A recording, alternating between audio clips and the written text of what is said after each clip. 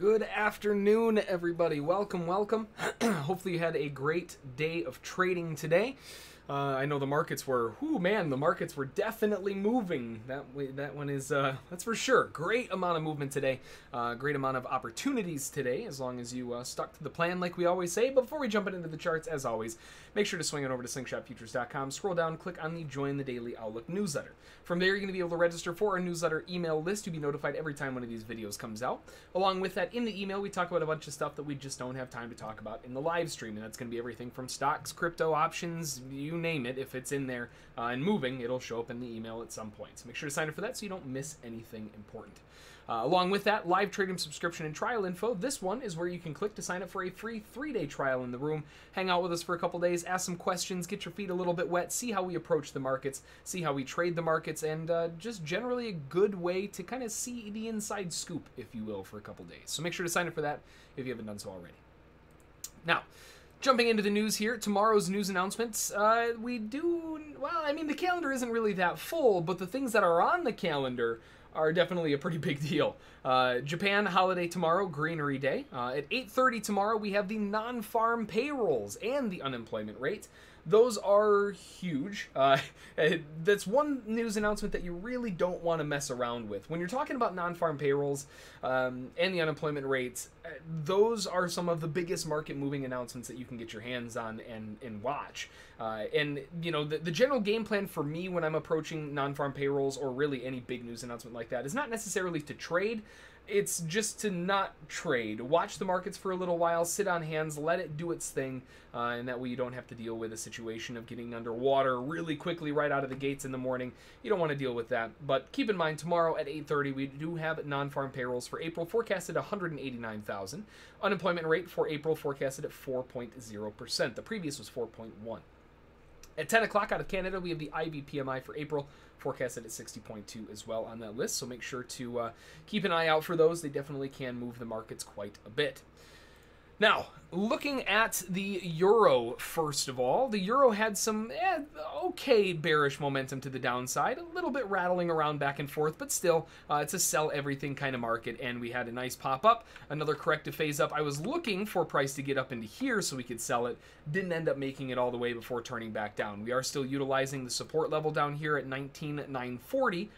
Still holding pretty well. The market has bounced off of that, so actually we can now make this a dash dot line. That way we know that it's already been tested, and it's looking good so far. You know, that big round number 1.2 definitely kind of messing the market up a little bit, especially when you go to on a faster time frame. There's a lot of chop and slot back and forth around that 1.2, so you got to be a little bit careful whenever you're dealing with a whole number like that, especially on something like the euro, because they see them so infrequently. You know, the distance between 1.2 to 1.3 is huge. I mean, it takes a long time usually. So the fact that it's floating around 1.2, we could be stuck here for another week. I mean, the way that the price just kind of magnetizes around there, it's almost like a gravitational pull where the market kind of, tries breaking away from that big 1.2 level, and then it kind of gets sucked right back down and then back up again and just kind of serpentines its way around that area. So you got to be very careful around those big whole numbers. But that said, 19,940 support is holding pretty well. The game plan really for this, I want to still sell into moves higher. The overall movement to the downside has been very nice, very aggressive, but it is going to start needing a correction sooner than later. So the aggressive gas pedal is easing off a little bit. I'm not really so much interested in smashing every sell button that I can find get my hands on now. I'm more so looking for corrective phases to sell into so that the market can roll back over and come back down. Next major area are these two thick orange lines here. That's going to be at 20,655 and 20,710. Those are going to be the areas of interest if we can get a correction up into that area. And I mean, in all honesty, this whole zone here is going to be a sell wall of just sellers jumping back in again. So that's kind of the area that I'm looking for right now. Until then, the euro, mostly just kind of a scalper's market. Today was a very sturdy range. Couldn't really get out of the range much, just back and forth, and you can see, I mean, this range was very, very straightforward. Dipped outside of it for just a little bit, popped right back up in. That's very typical of a range. Now, because we have a range, I would prefer to sell above, right? Even if you're looking for a scalping side, I'd prefer to sell up here, right? Knowing that the 4-hour chart is so heavily bearish, that's going to be the zone that I'm more interested in up here to try to shove the market back down so we can get as favorable of a price as we can while still going in the direction of the bigger trend. Ooh, that was a lot more minutes than I wanted. Let's try the 240 minute. Over on gold. Gold is, we never got that move down. I wanted to see the move down to retest these lows, tap into support at 1300.9, whole number at 1300, of course. Never got it. They tried getting that bear momentum to the downside. It failed, came back up, hit resistance, fell down again, and just started breaking through it, rallying higher. Just could not get that bear push to the downside. And that's starting to give us clues that it sort of looks like if you took the crude oil chart and flipped it upside down. And kind of scrunched it together too, because crude oil is in a very similar situation at the highs where it had that big move up. It tried coming back up to the highs and failed, and then it tried again, and that didn't do so well. It's kind of looking like the same potential situation here, except on the downside. Nice bear move lower. They're trying. That failed. We could try one more time, but that will probably fail as well. And that creates an area of interest on the downside where we have a new level of support coming in at 1304.7 and the lows still at 2.3. Both of those zones are going to be relatively big, primarily just due to the fact that it's kind of like an equalized pattern like we're seeing on crude oil. The sellers have failed. They failed again. They tried coming in again underneath this little bear bar, and that was a complete failure. So if the sellers do come back in and try to shove the market down, chances are they're not going to be looking for a big run down. They're just looking to mitigate any losses that they were in earlier and trying to average in from their new positions up at the highs, maybe at the wedge top, etc. And we're likely going to find some bouncing down here. That's kind of the scenario that I'm looking for right now. So even though gold is bearish, it does look good for more bearish continuation. We are popping up. Sellers can sell into this. I do have a little bit of a concern that we might run into a situation of by the time it does get down to the lows, it's time to hit the exits on shorts and potentially even look for a long reversal for a little bit once they get down there. So still leaning on the sell side. I'd prefer to sell as high as possible. We did hold the resistance at 18.7 very nicely. Now it's just a matter of do they want to roll over now or do they want to overreach a little bit towards the highs? Next resistance as at 25.6. We shall see. Over on crude oil, unfortunately, crude oil just not doing much of anything. Crude oil is just stuck smack in the middle. They popped back down, tested 67.30 and 23 and almost 05 and bounced right back up again. This low edge of support is very strong, and so far we have been unable to break that. And like I've been saying, as long as that support level is there, well, I don't really have a whole lot of emphasis on wanting to break it down to try to gun for that 66.23. There's just too much stuff in the way. We are still dealing with the falling wedge top. It's actually so shallow I can't really draw it properly. Let me try there. And a larger kind of rising wedge bottom. But we also have that kind of channel formation off of the highs, right? This channel high down here. I know it doesn't look like a channel, but the drawing tool just won't let me draw it right. That's kind of what it's looking like right now. And with rising support in the way, horizontal support in the way, just support everywhere. I'm going to have a hard time wanting to do anything but, like we were saying yesterday, treating it like a range, buy low, sell high, stay the heck out of the middle. I am still on the bear side of things. I would rather be a seller in crude oil. I think it's a little overextended to the upside and needs a correction down.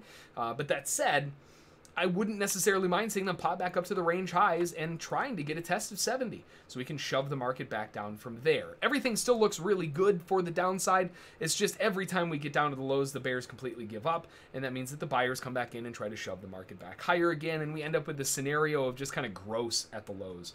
So because of that, I'm going to be treating it with the same respect that I would a range, buy low, sell high, and there are going to be some buying opportunities down at the lows at the rate this is going, which means that it's mostly going to be a scalper's market still, which really hasn't changed a whole lot.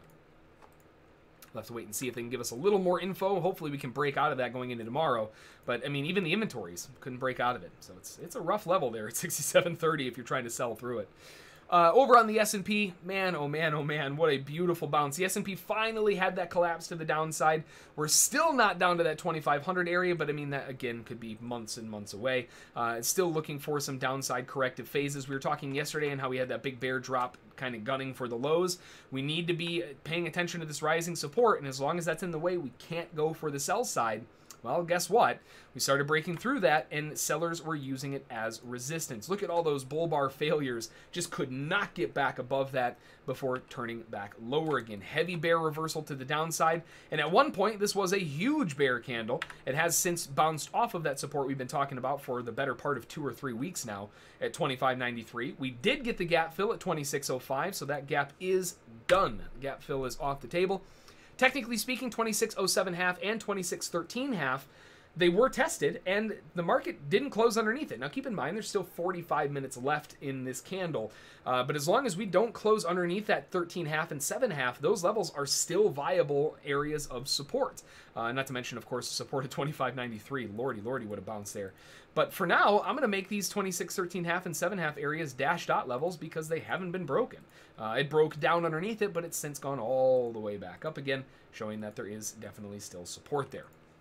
Now, if we zoom into a faster time frame, we can kind of give a little bit more credence to which levels hold better. And for right now, it looks like that 13.5 area just looks nicer. It held it as a bounce support. They tried breaking through it, didn't really do a whole lot, but the 7.5 level held as resistance. So honestly, I mean, both are still okay. Hard to argue with that bounce at 5.93, but hey, you know, I'm trying to find some levels that we can work with here. So on the S&P, obviously, this is a very strong bounce off the lows, and this might be all she wrote to the downside for quite a while. The sellers have really proven their point. They've been selling into it. We've been talking short since back here, over here, this rally higher. I've been wanting to sell pretty much everything for this drive down, and we are seeing that drive lower. Now, a couple issues like we saw on some of the other markets, there's a lot of support in the way. If the market is going to start cracking through those lows, well, we're going to need to see some real strength here from the sellers, because right now we've got a lot of support that still is viable that's in the way. The biggest being, of course, 25.93. If we can dip back down, the next major support level is at 59.25. We have minor support at 76.75 as well. So plenty of levels of support underneath us to try to pop the market up. But if we do start seeing these crack a little bit, especially over the next 45 minutes, if this candle closes really strong, we might have a shot at continuation to the downside. The way that it looks right now, the only continuation of the downside that I could really see happening would be a retest of the swing low tomorrow, kind of bounce off of that, and that's going to be an area of interest whether this candle closes strong or not. So I am going to be looking at that area right around 11.25 or so going into tomorrow's trading. This is not a viable level today. This will be a viable level tomorrow. Well, technically 6 p.m. tonight is when tomorrow starts, but you get the idea. That's the area of support that I'm looking for on a retest, provided this candle closes weak like this. If we can start breaking through that, then we might have a chance at testing 25.93 again. Over on the bonds, we had a little bit more continuation to the upside off of those lows. We created a new level of support at 143.09375. Hate those 30-second levels. Back up, almost tested that 144 area we've been talking about for a while now, running back into the previous swing high and previous level of resistance at 143.78, 125. Having a hard time there, and that's exactly what we wanted to see. I would really want to see a rip up to 144 for a quick snap and then see all of this wick afterward, but we just are not getting that. Now, a couple levels of concern that we have here. Every time we have a situation where we have a big level that we're watching and the market comes close, misses it, comes close, misses it, and it just kind of plays around with it but never actually gets it. Sometimes that's a precursor to a breakout. So because of that, we have now missed it here. They created it here, missed it here.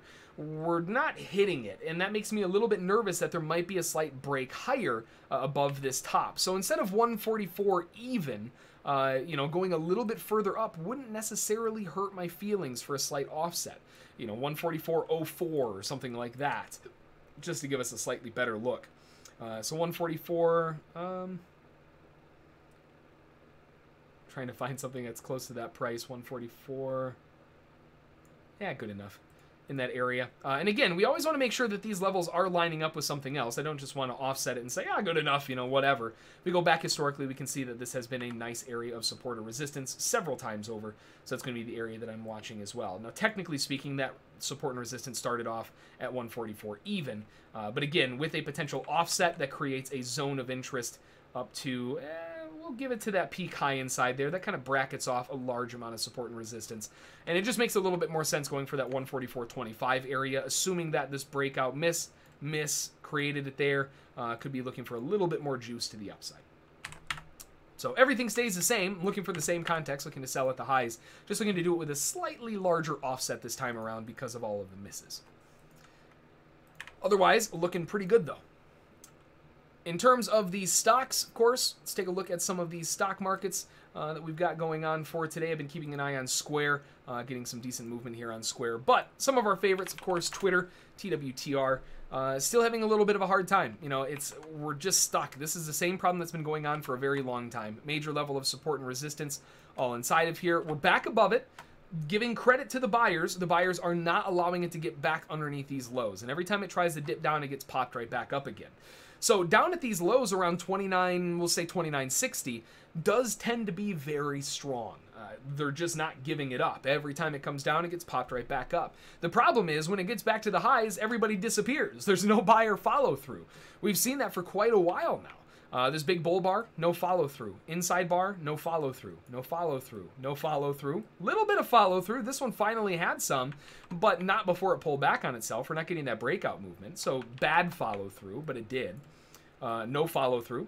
No follow through. No follow through. We're seeing the very, it's repetitive over and over and over and over again. Every time it tries to break higher, nobody shows up to the party. So we're dealing with a situation now where we need to be looking to buy low. That's the only way that it makes sense, because every time there's a big move, it fails and it starts pulling back on itself. That's why we were talking about buying the gap fills and, you know, buying below this low area for an equidistant breakout move. That worked out perfectly.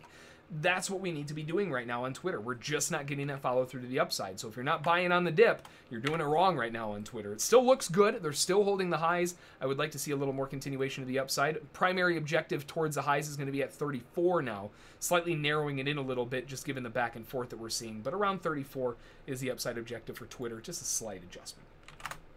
Looking at Boeing, we are seeing a nice pop to the upside. They dipped down into that support area again. Notice that level held very nicely. They gapped underneath it. That was the only time that the market's ever opened or closed underneath that level. Outside of that, at around that 320, it's bounced back every single time. And today is no exception. We popped down to 320, bounced right back up again. It actually put in a low of 319.125. So, I mean, it's right there. Dipped underneath 320 for just a couple cents and then popped right back up again, now up from that area about $9 going on $10 higher. So beautiful bounce there on Boeing. Still looking for the upside objective towards those highs, but we might here as well have to narrow in our objectives towards 350 instead, just given all of this back and forth that we're seeing. If it can start breaking above 350, it's got a good shot at running towards that 370 area next. Intelsat, or Intellistat, my favorite, we are seeing that corrective phase. Now, this is one that is off the table now. We got what we were looking for. Around that 955 area is where we were looking for support. Came and worked out beautifully, went ripping higher for a single day, and then went flying higher afterward. Beautiful movement. Overall, just gorgeous upside movement here on Intelsat. And that's now kind of off the table. You know, I mean, put yourself in the shoes of the buyers. Right, you bought down here, you bought down here, you bought the pullback, maybe you bought the trap low, you know, whatever the reason is. Maybe you bought back here, you know, with the area that we were talking about. You see this rip higher and you're thinking, it's a gift from the markets. Thanks, markets. You know, I'll take it right there. Sounds good. You know, I was planning on holding it for a couple weeks, but in this case, well, hey, you know, I'm probably going to have to wait a couple weeks just for it to get back to that price anyway, so I might as well just exit now. And that's what everybody is doing. They're exiting at the close of that giant exhaustive blow-off candle, kind of a washout on the highs, and now it's pulling back down. This creates a level of support on the lows back towards 955 once again. Same area. Same potential bounce, likely not as strong as this, but looking for a bounce off of that 955 area once again to see if we can get this to roll back over. Still looking pretty good, though. Some of the other ones, CAH, that is Cardinal Health, getting slapped today on bad earnings, getting just torched to the downside. Huge gap lower. We closed yesterday at 64.5, 65s, gapped all the way down now, trading at 52.90. Just a little bit of bearishness coming in here on CAH. Depending on your broker, I mean, all morning we were talking about wanting to short CAH, but I wanted to short it above 55.80. Never quite made it there before rolling over and pushing into new lows. We are seeing a little bit of a bounce back, but chances are this is nothing more than a dead cat bounce before continuation to the low towards the end of the day. So I'm still looking for a CAH to push down through the rest of the day into the lows, and from there tomorrow might just be a little bit more range bound. Definitely one of interest, though. Another one, SQ, Square. Square had some earnings and some movement on those earnings. But for the most part, really, this is an area of interest for more structural purposes. These previous major swings inside of here and swings inside of there, creating this band of chop. And every time the market tries to break away from it, it gets sucked back in. But every time they try to break lower, it gets sucked back in as well. So really what I'm looking for in this area is either buying low, buying trap lows, swing lows, anything down here around the 44 area, or a breakout above those and a pullback for continuation. So right now, Square, the location it's in right this second isn't that interesting, but the zone around where it is now is. And that's kind of what we're paying attention to on Square. We'd like to see a little bit of a dip lower, see if we can tap into that area of interest, and then bounce back up. A couple other ones of interest if we look on the crypto side of things. The crypto markets as a whole, Bitcoin is just a rallying monster. You know, I was looking for a pullback to 85.97.3. The lowest it went was 86.52.2, so it came very close, but just missed it. Now we're rallying up to the upside again, and guess what? Big round number around the corner, 10,000. We're back again, right around the corner to see if it can go breaking above 10K. The overall objective to the upside is for this bullishness to continue, and pretty much any decent pullback. You know, a decent pullback meaning, you know, more than just 5-10%. I mean, I want to see, you know, 30, 40, 50% pullback is likely going to get bought up pretty aggressively.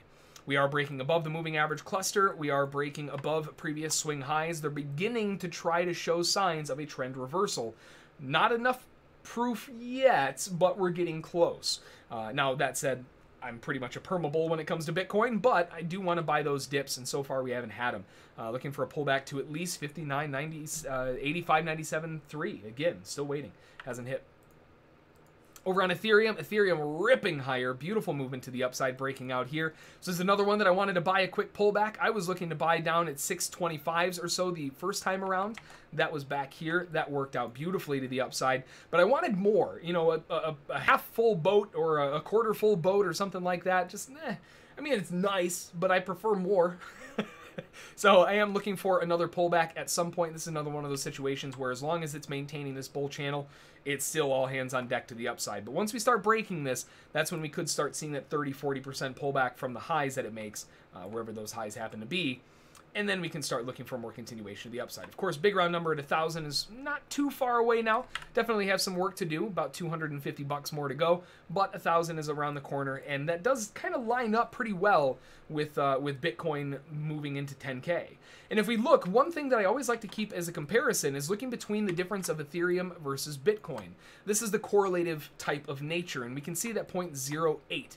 What does that mean? Well, basically, 8% correlation, right? It's the value of Ethereum versus Bitcoin. It's not 1-to-1, obviously, but it's about an 8%. Now, for me, I drop a 0 and say 80% correlation. When the Ethereum market is going up, Bitcoin tends to go up as well. So we have a valuation of about 0.08, which is 8% value. I think in the long run, Ethereum could definitely gain in value. I see Ethereum, you know, by the end of the year being around 15 to 20% valuation of Bitcoin, which means that Ethereum has a lot more potential growth to go compared to Bitcoin. But either way, you know, for any of the markets, Bitcoin, Ethereum, Litecoin, any of them, I think they definitely have a lot more potential to rally higher in the long run. So that's what I'm looking for on the crypto side of things. Not much else really going on. Litecoin is seeing a rally to the upside as well. Again, we're following along with that same mentality. Bitcoin, Ethereum, Litecoin, they're all going the same direction. They're all going up.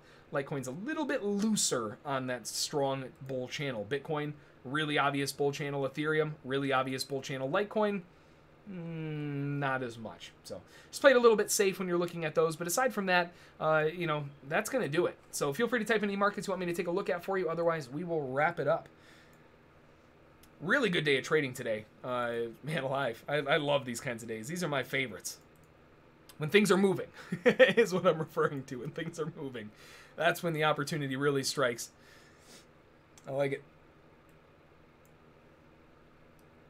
So give everyone a little bit of time here to type in anything they want me to take a look at, and then we will go from there. CAH collapsing back down to lows once again. I know that comes as a really big surprise. It's not like we didn't just say that. CAH putting into a low, looking for a new low below 52.49 to print by the end of the day at some point. Potentially a breakout of about 20-30 cents below that wouldn't be a surprise. Aside from that, not much else in terms of the stock market. I mean, there's a ton of halts and everything today. I mean, it was a constant, just halt after halt after halt after halt of movement. But all of those were really, I mean, I don't know. When I see those kinds of things where it's just, you know, halt, halt, halt, halt, halt, halt, halt. I mean, look at this LUDP list. It's huge. And there's a lot of different names on there. It's not just one. You know, that's a lot of different halts today. When I see that kind of movement, you know, it makes it kind of difficult because it's, oh, which one do you want to focus on? You know, do you even want to trade them? Is it worth it? You know, worth the risk, that is. A good example of worth the risk is IMTE. IMTE, even today, $14 range on the overall movement. Oh, man. Really tough to trade when we're talking about IMTE. And Boxel, BOXL, is in the same boat. Big, big range. $17.40 is the high. $8.30 is the low. I mean, those are the ones that you got to trade 10% size, you know, really small, because the movement is just, it's there to compensate. You don't need to trade as big. But not seeing any other markets being typed in, so we'll wrap it up there. Overall, really good day of trading. Certainly can't complain when we're getting movement like this, and we're looking for more tomorrow. Definitely going to be movement tomorrow one way or another with the non-farms. So like we always say, and before I go into my normal spiel, please be careful tomorrow. Non-farm payrolls will rip you in half if you're not ready for it, so play it very safe going into tomorrow at 8:30. But aside from that, like we always say, make a plan, trade the plan, follow those rules, and you'll be A-okay. As always, underneath the video, click on subscribe, click the alert bell so you'll be notified every time we go live. We go live Monday through Thursday, and today is Thursday. That means that this is going to be the last one for the week, so hopefully you enjoy the weekend. Hopefully you have a great trading day tomorrow. Make a plan, trade the plan, follow those rules, and that's all you need. Until next time, have a great weekend, and we will see you all on Monday. Thanks.